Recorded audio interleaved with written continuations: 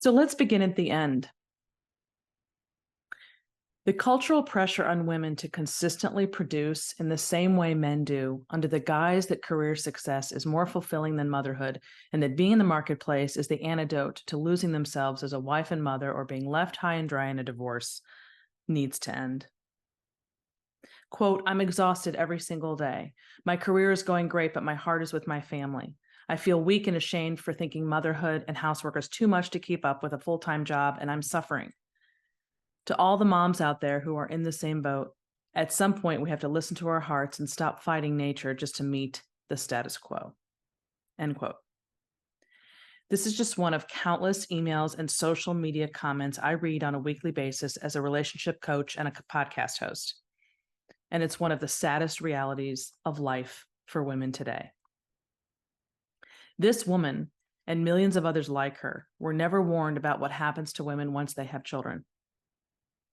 At this stage of life, what most women, even the most staunch career women very often, wind up wanting is to nest or to slow down so they can focus on being a mother. But due to cultural conditioning, they do everything in their power to submerge this part of their identity for two reasons. One, they've been groomed to believe they have no value if they're not earning money.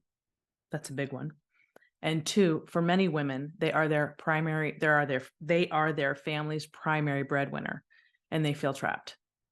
They don't think it's possible to stop working, if only temporarily, the way most mothers have throughout history.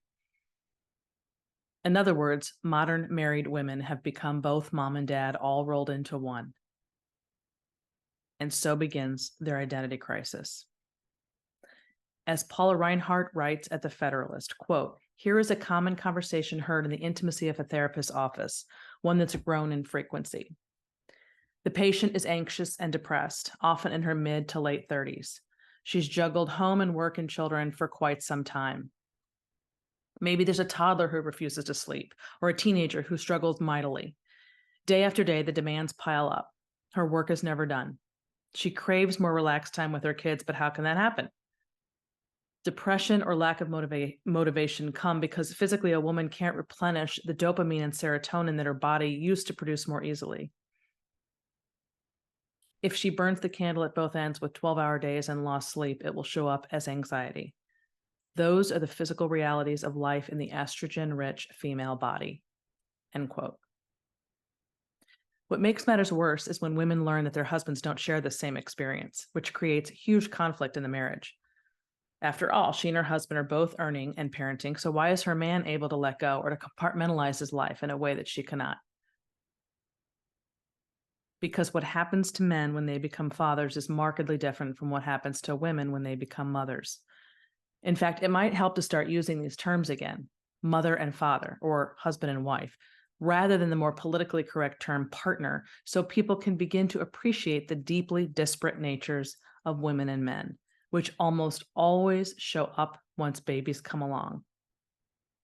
In case you think I'm exaggerating my case, consider these Pew Research findings from earlier this year. Quote, the vast majority of mothers, 88%, say being a parent is the most or one of the most important aspects of who they are as a person, with about a third saying it's the most important. While a similarly large share of fathers, 85%, say that being a parent ranks among the most important aspects of who they are less likely than mothers to say it is the most important. 24% say this. The takeaway isn't that fathers love their children any less than mothers do. It's that fathers feel viscerally about a unique and additional responsibility they have outside of parenting, and that is to provide. Men know their wives do most of the heavy lifting, both physically and emotionally, with their children. And so in exchange, most of them feel their financial contribution is the way to ease his wife's burden. He's doing something useful in a new arena in which he feels rather helpless. This isn't to suggest that traditional gender roles should be set in stone. Most mothers return to work, either part-time or full-time, when their children are older, and fathers certainly have a crucial role to play at home. The point is that there's an innate and overriding drive in most women and in most men that emerges once babies come along, and they are dramatically different from one another. Unfortunately, young women today weren't raised to recognize and incorporate into their life plans the fact that their bodies do something that men's don't. And men weren't raised to become providers since women insisted they didn't need a man. But they do need a man if they get married. Women are the sex that gets pregnant, the sex that gives birth, the sex that breastfeeds, and the sex that's designed to nurture babies in a unique and primal way. And our attempt as a society to pretend this is not true is wreaking havoc on women, children, and families. I see it every day in my coaching practice and in comments on my social media posts. As a wife and mother named Christy said, quote, "I didn't know there was an option to choose differently than putting career front and center. Horrible. My understanding was that you get your career going and then you figure out what to do with kids. I wish I had had a different knowledge base back then." End quote. American women, and men for that matter, are indeed overdue for a different knowledge base. So here it is. Men and women are not interchangeable. They may both be capable of doing the same things, but that doesn't mean they want to, and it doesn't mean they want to do so with equal fervor. Since both sexes were schooled in the idea that they're essentially the same, they didn't foresee that mom would want to be with her baby, and they therefore made financial decisions on the assumption that she'd always be employed. And the shock of how wrong their assumption was has become a sore spot in many marriages today, since couples are now dependent on mom's income to make ends meet. It's a real problem. And many mothers who want to stay home now have to convince their husbands to agree to their doing so. And we can't blame men for not being higher earners, although they do need to become higher earners and more successful than they are currently, because they have definitely taken a step back. But that's because for decades, they've been conditioned to believe that women want to be their own providers. And so we essentially killed men's incentive to produce. Undoing this damage will not be easy. But we can begin by raising young women who know that they want to get married and have children someday to not map out their lives in the same way men map out theirs, as though they will always be in the workforce. Because if they do, they're going to find themselves down the road with a baby and a career and just an overall feeling of wanting to tear their hair out. And that's when their marital struggles will begin. I've coached countless millennial women whose identities are totally wrapped up in earning money. Many of them have become the primary breadwinners, and they hate it. What they want is the option to nest, not necessarily full-time or forever, just for a period of time. They don't know how to go about it. Here's an email from a woman named Chelsea. Quote, "I fit the modern millennial mess to a T. Lived in New York City, where feminism is really the only narrative around, prioritized pursuing a master's degree, living with my partner, not married, but we have a 3-year-old who is in daycare. I out-earn him and manage the money, and everything feels like it's imploding. My son is acting out, of course, and my husband and I fight a lot." Well, she said husband, but anyway, fight a lot, very little sex. "And I can finally admit that I truly just long for a traditional setup, and I'm anxious to course correct." This is the boat millions of 30-something women are in today, and it's tragic. I hear from them all the time. Their identity crisis is represented in the inevitable shift that takes place from having been a strong and independent, child-free breadwinner to being the wife and mother of a helpless infant who needs her 24/7. That's a big jump. If you were to ask Chelsea or any one of the countless millennial wives who are living this same life to describe what's happened in their marriage, you'll get some version of this. These are just statements that I've collected that have to do with this. "The dynamics around finances and gender roles is the number one issue that threatens our marriage." Or, "I wasn't prepared for how my priorities would change after giving birth, and how my career, which I once enjoyed, now feels like a noose around my neck. I wasn't prepared for how trying to do it all would affect my marriage." Or, "When I married him, I knew he wasn't a high income earner, but it didn't matter because I was doing really well. I didn't know that having a baby would affect my ability to produce." That seems kind of shocking. This is a side note, that that's possible, but that's how far removed we are from having explained to women, or men for that matter, but women in particular, how their lives are going to change post 30. Now I want to stay home, but we don't know how to live on one income. So the next logical question, which I get asked a lot, is what do these women do now? Can they course correct? And the answer is yes, but it will not be easy and it will not happen overnight. The first clue you're ready to course correct is when you have an aha moment like the one Chelsea had. This is the beginning of a monumental mind shift that, if embraced, can culminate in a complete overhaul of your expectations, of your plans, of your lifestyle, and even of your marriage. It's like wanting to lose 100 pounds.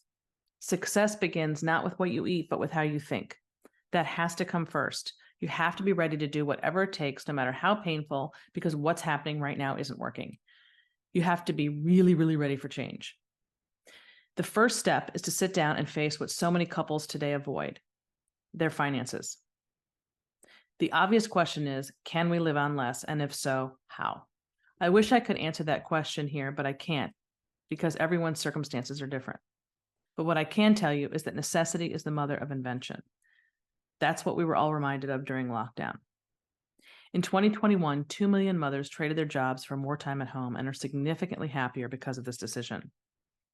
What many couples find when they're forced to put pen to paper and create a budget and work together as a team, they're often shocked to discover it's much more doable to live on less than they thought. As I said, it's largely about changing the way you've been groomed to think about marriage, about motherhood, about work, about money. It's also about rejecting FOMO and YOLO. Social media makes living on less so hard because you're watching all these people live the good life while you're struggling to stretch a budget. But you're not sacrificing for nothing. You're sacrificing for the greatest gain of all: peace at home and in your relationship with both your spouse and your children. Keep in mind, we're only talking about doing this for a season, a number of years, depending on the size of your family. Once your kids are in school, financially anyway, a second income can be advantageous because there's no childcare costs. But in the earlier years, couples will need to tighten their belts, no question about it. Almost everyone can live on less when they start to pay attention to every dollar that's going out the door. What makes this so hard for this generation is that they've never had to do without or even wait and save up for something.